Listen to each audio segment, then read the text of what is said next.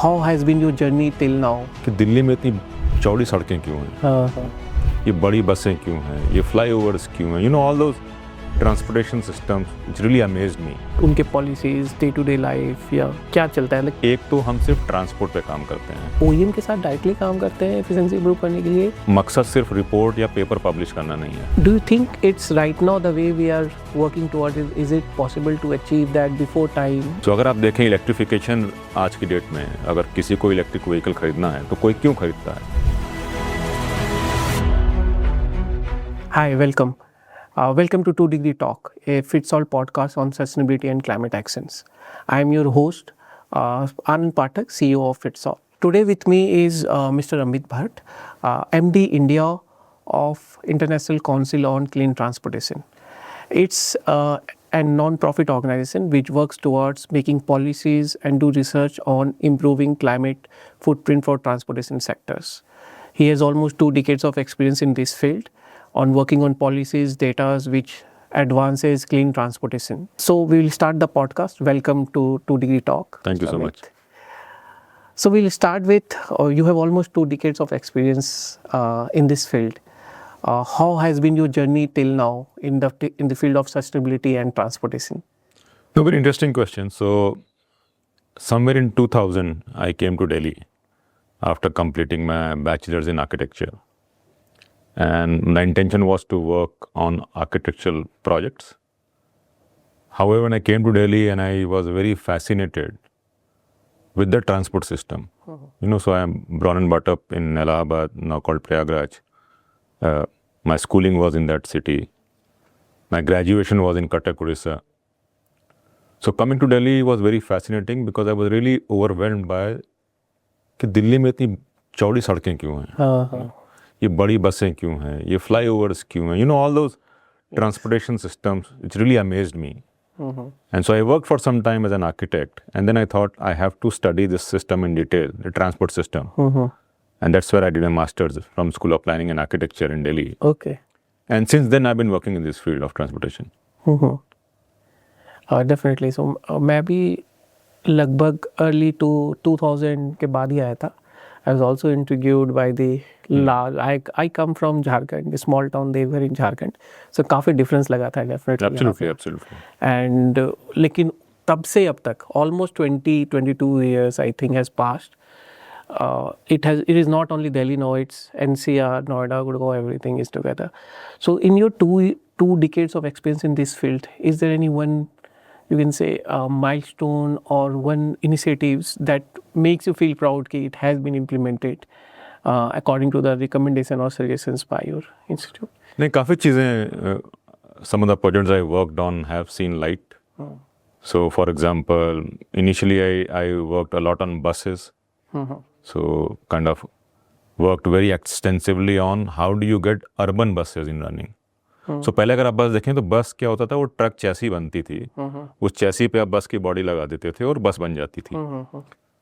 900 metre 1 metre उसकी height होती थी, तो आपको बस में चढ़ना उतरना अपने आप में एक प्रॉब्लम होती थी। तो फिर JNU में टाइम अर्बन बसेज आई, low entry buses, low floor buses, और अब तो एक नॉर्म बन गया है कि बस building is different and truck is different. तो वो एक फर्स्ट काफ़ी अच्छा एक्सपीरियंस था।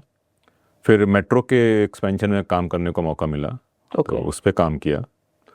देन उसके बाद we along with my wife we started with some of my other friends something called Raahgiri day. We will close the streets and allow for people to walk and cycle. तो वो काफ़ी expand हुआ, गुड़गांव से start हुआ था 2013 में, and then almost 100 cities में पहुँचा। उस पर काम करने का काफ़ी मौका मिला। Then recently I been working lot on electrification of transport, so electric buses, electric vehicles, 2-wheelers, 3-wheelers, 4-wheelers, and recently worked closely on electric trucks as well. So काफ़ी सारी चीज़ें पे काम करने को मौका मिला जो इम्प्लीमेंट हुई। हालांकि एक रिग्रेट रहेगा मेरा हमेशा कि early in my career also worked on बस रैपिड ट्रांजिट सिस्टम BRT, जो कई शहरों में अच्छा चला, बट बिकॉज दिल्ली में BRT उतना अच्छा नहीं चल पाया, तो अब BRT is almost a lost conversation in India. So that is one big regret that I have. But other than that, it's been a fairly fulfilling journey. या मतलब मेट्रो आने के बाद आई थिंक बस पे डिपेंडेंसी काफ़ी कम हो गई. पहले तो ब्लू लाइन DTC बसेस काफ़ी चलती थी. I think metro has taken lot of the loads. So which is very interesting. So अगर आप देखेंगे कोई भी ग्लोबल सिटी, मेट्रो आती है तो बस का लोड कम नहीं होता है. इनफैक्ट अगर बस का लोड कम होता है तो आपको मेट्रो की राइडरशिप कम हो जाती है. ओके. सो अगर आप लंदन भी देखें तो एक बड़ा एक्सटेंसिव मेट्रो नेटवर्क है, अंडरग्राउंड बोलते हैं उसको. बट लंदन में भी buses carry twice the amount which the London underground carries. Okay. India में अगर आप सिटी बस की बात करें तो करीब हमारे पास 35 से 40,000 सिटी बसेस हैं. बीजिंग शहर में अकेले ही 35 से 40,000 बसेस हैं. सो क्या होता है कि हम बस को एज अ मेट्रो का कंपटीशन देखते हैं. तो हमने मेट्रो पे तो काफ़ी काम किया है और करना भी चाहिए. बट हम नहीं समझते कि मेट्रो आ गई तो बस की जरूरत नहीं, तो हम बस पे फोकस करना भूल जाते हैं. यस. तो उससे पब्लिक ट्रांसपोर्ट सफ़र करता है. तो दिल्ली में अगर आप देखेंगे करीब 12-13 हज़ार बसों की रिक्वायरमेंट है. अभी यहाँ पर 6-6.5 हज़ार बसें हैं. गुड़गांव में हम जहाँ शूट कर रहे हैं कितनी 100-125 बसें हैं. कम से कम 2 से 3 हज़ार बस होनी चाहिए. गुड़गांव में काफ़ी कम है. तो वो फिर क्या होता है, अगर पब्लिक ट्रांसपोर्ट नहीं है फिर आदमी फिर पर्सनल ट्रांसपोर्ट पर शिफ्ट करता है. वो पहले 2 व्हीलर लेता है, फिर 4 व्हीलर लेता है, फिर और बड़ा 4 व्हीलर लेता है, और फिर आप देख रहे हैं शहर का क्या हाल होता है. Agree. So, generally, if you can give a brief glimpse on what does ICCT does in मतलब उनके policies, day-to-day life या क्या चलता है, like क्या, so that our audience understand the role and responsibility of absolutely. ICCT. So करीब 20 से 21 साल पहले ICCT international council on clean transportation एक non profit research organisation create किया गया था.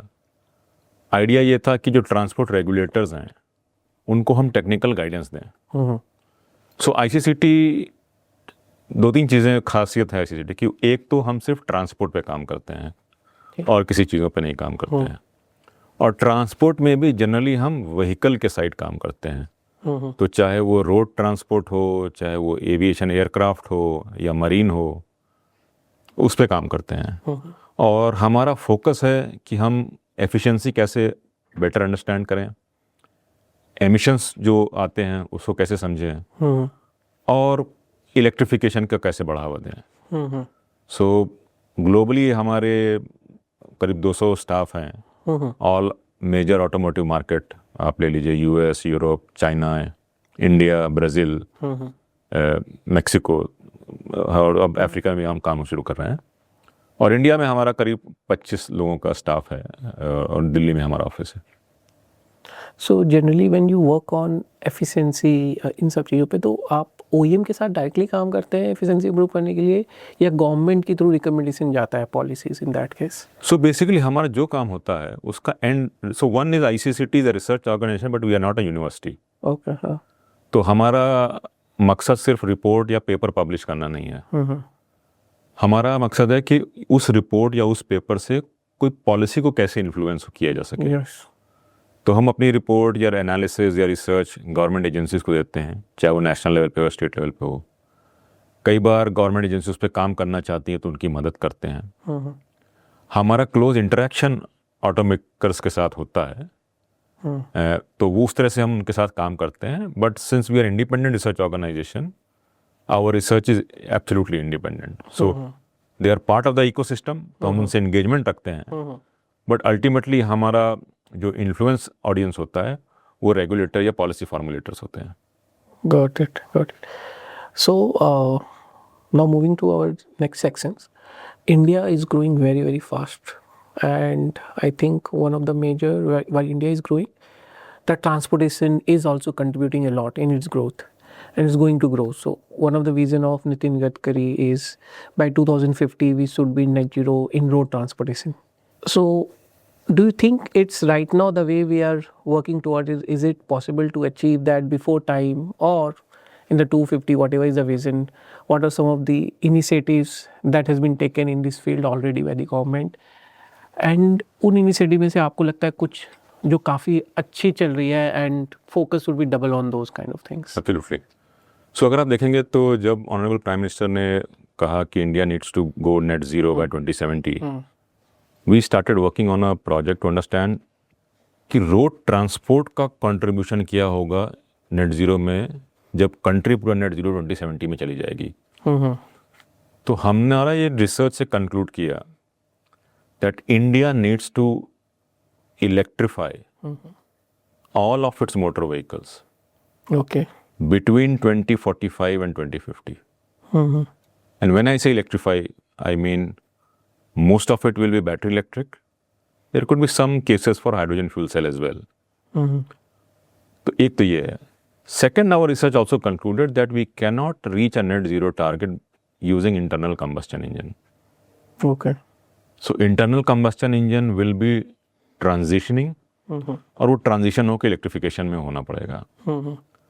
कुछ टेक्नोलॉजीज इंटरमीडिएट हो सकती हैं which will play a role, but ultimately we have to electrify our fleet.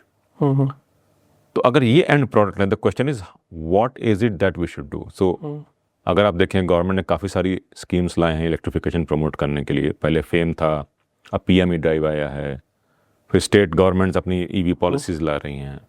तो ये सब अच्छा है, बट अभी भी हम बहुत लो लेवल ऑफ इलेक्ट्रिफिकेशन पे हैं. तो कार्स में अगर आप देखें तो इस साल, इस calendar year, last calendar year में मेरे 4-4.5% इलेक्ट्रिफिकेशन हुआ है. तो इसको अगर 100% करना है तो कैसे कर सकते हैं? तो इसीलिए हमें 2-3 एडिशनल पॉलिसीज़ पे काम करना पड़ेगा. एक तो ये है कि फ्यूल एफिशिएंसी स्टैंडर्ड्स, उसको हम कैसे इम्प्रूव करें, कैसे टाइटन करें. कैफ़े पे बात चल रही है, heavy duty fuel efficiency standards पे बात चल रही है. तो एक वो अपॉर्चुनिटी है. Second is on something called ZEV sales mandate. So अगर आप देखें इलेक्ट्रिफिकेशन आज की डेट में, अगर किसी को इलेक्ट्रिक व्हीकल खरीदना है तो कोई क्यों खरीदता है? किसी को टेक्नोलॉजी करना है या रनिंग ज़्यादा है तो ऑनरशिप का है. बहुत कम लोग हैं जो एनवायरनमेंट के लिए इलेक्ट्रिक व्हीकल खरीदते हैं. तो हम कैसे इस सवाल को चेंज कर सकें कि instead of owners being on an individual to buy electric, can we flip this conversation to manufacturers selling electric. तो क्या हम हर मैन्युफैक्चर कुछ टारगेट दे दें कि 5% आपका होना चाहिए, 10% होना चाहिए, इवेंचुअली वो 100% हो जाए. और ये साइकिल पॉलिसीज बहुत देशों ने अपनाई हैं, काफ़ी अच्छे रिजल्ट्स आए हैं. तो इस तरह की सप्लाई साइड पॉलिसी को हम कैसे पुश कर सकें, वो इम्पोर्टेंट होगा. बिकॉज इलेक्ट्रिफिकेशन तो स्टार्ट हो गया है, बट हमको अब स्केल लानी है, and that is important. And you were talking about the policies like CAFE and different things. So how do you think those policies are working out in the favor of, you can say, scaling the technologies, या फिर there is some resistance from the manufacturing side कि नहीं, ये अभी हम इसके लिए ready नहीं है? तो ये सवाल काफ़ी अच्छा है और ये सवाल कई बार आता है. अगर आप इंडस्ट्री को पूछेंगे तो जनरली इंडस्ट्री, इंडिया नहीं वर्ल्ड ओवर, इंडस्ट्री का रिस्पॉन्स रहता है we need time, we are not ready. और ये सिर्फ इंडिया की नहीं, ग्लोबली यही है. तो सवाल है कि रेगुलेशन का काम क्या है? रेगुलेशन का काम है मार्केट क्रिएट करना. तो अगर आप देखें करीब 2001-2 के आसपास जब CNG का मैंडेट दिल्ली में आया था, उस समय हमारे पास ना तो CNG बसेज अवेलेबल थी, ना CNG डिस्पेंसेशन इंफ्रास्ट्रक्चर अवेलेबल था, ना हमारे पास कोई और इंफ्रास्ट्रक्चर था टू सपोर्ट CNG. Yes. जब से ये CNG का इम्पैक्ट लागू हुआ, 6 महीने में बसेस भी आ गई, इंफ्रास्ट्रक्चर भी डेवलप हो गया, पाइपलाइन भी बन गई. तो उस समय अगर हम कहते हैं कि हमारे पास तो व्हीकल नहीं है, हम कैसे ट्रांजिशन करें, तो शायद ट्रांजिशन नहीं हो पाते. बट एक बार रेगुलेशन आ गया, कोर्ट्स के थ्रू ऑर्डर आ गया, तो मैन्युफैक्चर समझते हैं अगर मैं सप्लाई नहीं करूंगा तो कोई और सप्लाई कर देगा. Yes. तो कंपटीशन बनता है.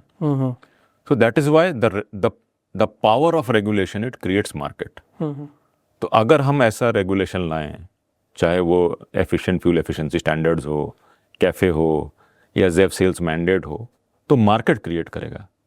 दूसरी सबसे बड़ी बात है, अगर आप देखें हमारे Indian manufacturers are actually way ahead in electrification. आप 2 व्हीलर्स में देख लें, ओला हो गया, एथर हो गया, TVS हो गया. आप 4 व्हीलर्स में देख लें, आप टाटा महिंद्रा. इनफैक्ट ट्रक्स में देख लें, मॉन्ट्रा इलेक्ट्रिक ट्रक्स लेके आ रहा है. तो हमारे इंडियन OEMs ऑलरेडी आगे चल रहे हैं. तो कैसे हम उनको सपोर्ट कर सकें, वो इम्पोर्टेंट होगा. एग्री. इसमें बिकॉज मॉन्ट्रा का नाम आया, सो we as a Fitsol, we are into road transportation, making manufacturing company reduce their carbon footprint.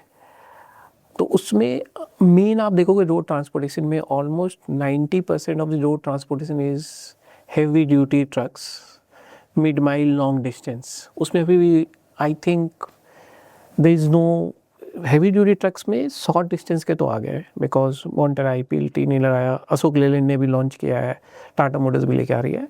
पर लॉन्ग डिस्टेंस में अभी भी we don't have much options जहाँ पे कार्बन फुटप्रिंट कम कर सकते हैं. द ओनली ऑप्शन इज़ कैसे हम ड्राइवर को बेटर ट्रेनिंग दे के माइलेज इम्प्रूव कर पाए. Where we are working towards vehicle की कैसे हम कंसोलिडेशन इम्प्रूव कर सकते हैं so that instead of 100 trips in a month to move 1 lakh parts, can we do it in 95 trips? So ये kind of thing इसी पे काम किया जा रहा है. करंट को ही कैसे इम्प्रूव कर सकते हैं. So do you see in the future या ग्लोबली कहीं पे ये हुआ है कि heavy duty long distance trucks भी इलेक्ट्रीफाई हो गए हैं या हाइड्रोजन सेल्स या electrification, there is any other technology that is coming into the picture? Actually अगर आप देखें तो फ्रेट और फ्रेट का डीकार्बोनेशन पे एक्चुअली हमने कभी ज़्यादा फोकस किया ही नहीं है. अगर आप कोई भी शहर का मोबिलिटी प्लान देख लें, वो सब पैसेंजर मूवमेंट की बात करता है. ट्रैफिक स्टडीज़ देख लें, पैसेंजर मूवमेंट. तो फ्रेट पे तो हम बात ही नहीं करते थे. अब चीज़ें थोड़ी चेंज हो रही हैं और लोग समझ रहे हैं कि अगर आपको ट्रांसपोर्ट को डीकार्बोनाइज करना है तो बिना ट्रक्स को डीकार्बोनाइज किए आप ट्रांसपोर्ट को नहीं डीकार्बोनाइज कर सकते.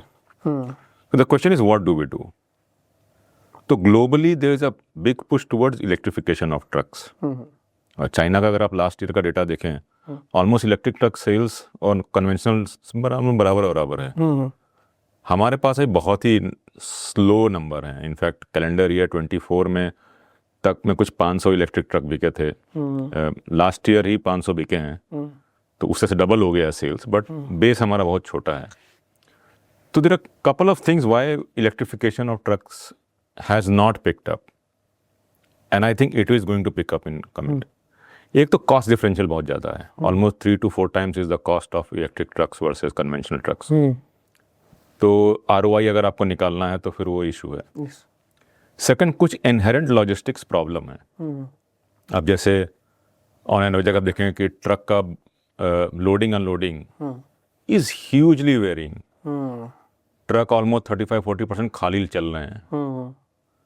और अगर आप देखें, बिकॉज वेरी फ्रैगमेंटेड ऑपरेशन, तो कंपटीशन बिल्कुल कट थ्रोट है, वेफर थिन मार्जिन्स हैं. तो ये तो इनहेरेंट लॉजिस्टिक्स सेक्टर की प्रॉब्लम है. So the question is how do we improve. I think last year government ने PME ड्राइव में इलेक्ट्रिक ट्रक की इंसेंटिव स्कीम लेके आई and we are seeing the prices are now starting to come down. तो एक तो price rationalisation होगा आने वाले टाइम में. सेकेंड, हमें और प्रोडक्ट्स मिलेंगे. अगर आप देखें right now we have a lot of vehicles in N1 category less than 3.5 ton. Hardly anything in N2 3.5 to 12. और N3 में ज़्यादातर वो 55 टन के हैवी ड्यूटी ट्रक्स हैं जो मोस्टली क्लोज लूप ऑपरेशन कर रहे हैं. बट लॉन्ग डिस्टेंस फ्रेट को करना है तो हमें और मॉडल चाहिए. And last but very important, charging infrastructure. Because charging infrastructure for trucks is going to be very different ball game. और cost of charging is also going to be important. अगर TCO अपने, तो अगर ये 2-3 चीज़ों पे हम काम कर रहे हैं, I think electrification of trucks will also pick up in India in coming years.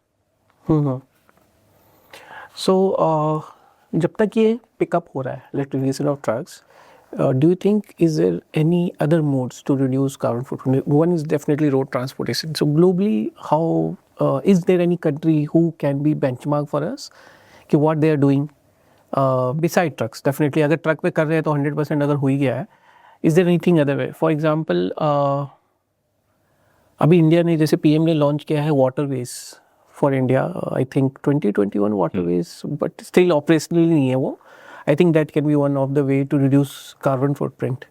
Although not zero right now, but one of the way. Rail is the another way. India में काफ़ी रेल कॉरिडोर्स बन रहे हैं to replace this freight corridors kind of thing.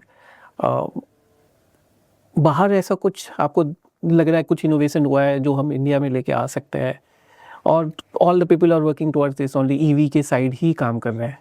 नहीं, जैसे कई जगह आप देखिए मॉडल शिफ्ट पे तो काम काफ़ी हो रहा है. इनफैक्ट चाइना भी काफ़ी काम कर रहा है on looking at shifting to more sustainable modes. जैसे railway is one, waterways, inland waterways another.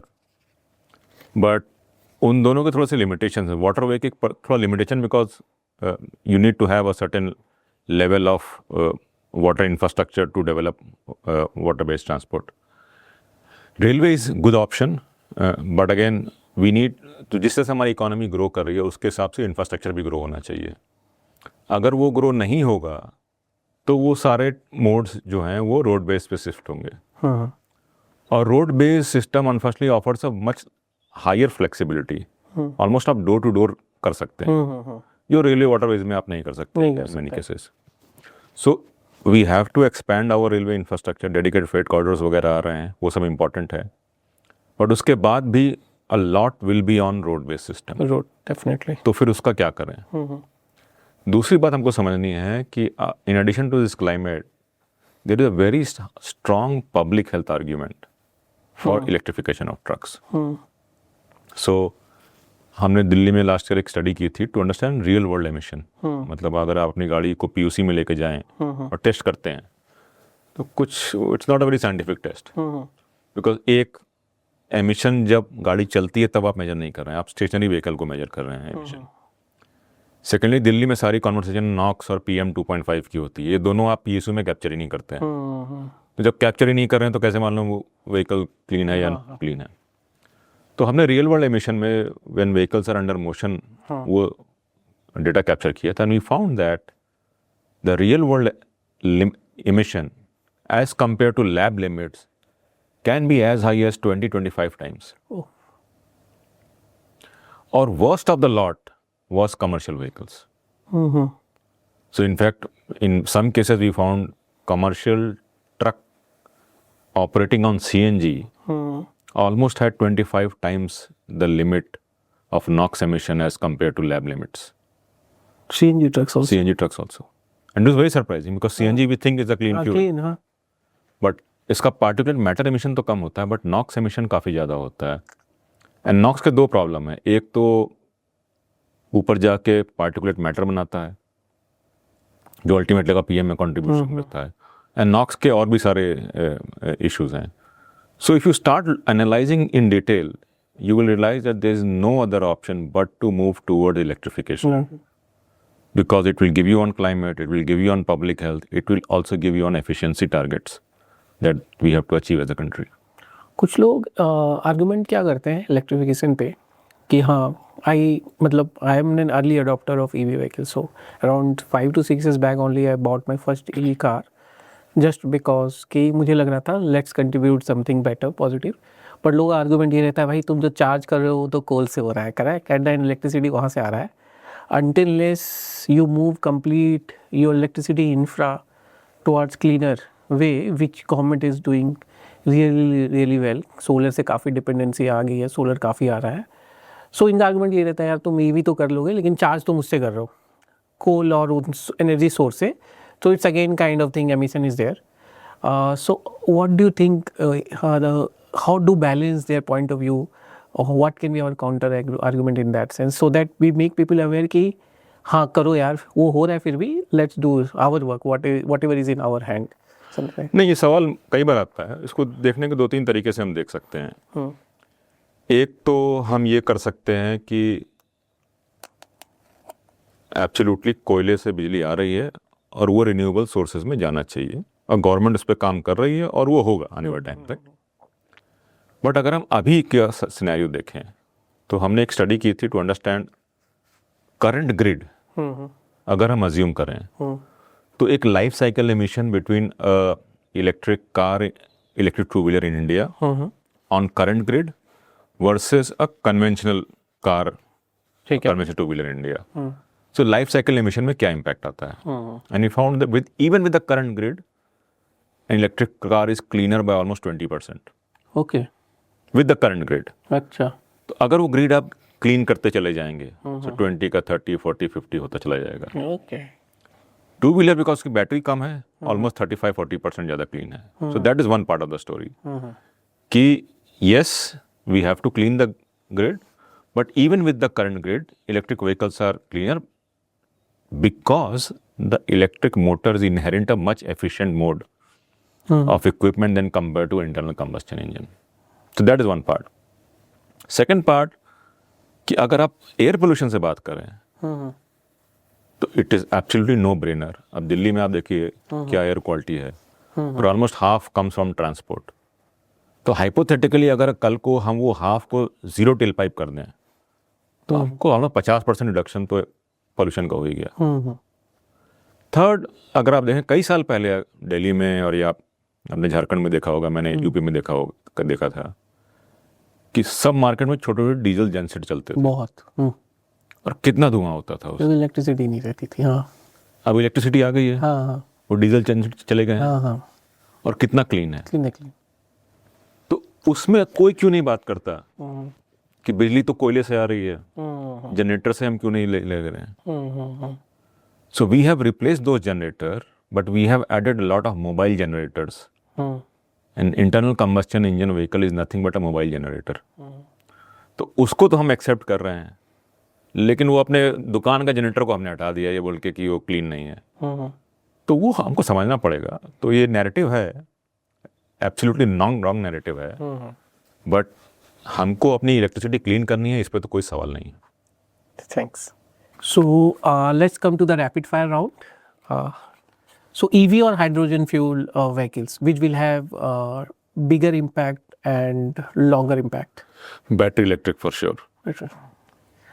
One word that describes India's transportation future. Electric. What is biggest myth about sustainable transportation today? That it is costly. In fact, it is not. Yeah, so actually I have encountered, so most of the places people were saying कि EV trucks महंगा आएगा, ये आएगा, but when we do right now, even with the pricing that they have right now, I think TCO निकल के आ जाता है in most of the cases. Absolutely. So completely agree with that. So thank you. With that we close our podcast today. Thank you Amit once again. I think our audience would have learned a lot about clean transportation, what are the ways, and कुछ positive लेके जाएंगे वो कि हाँ कैसे ये important है हमारे लिए. Thank you once again. Thanks a lot for inviting. It was a great conversation. Thank you. Thank you.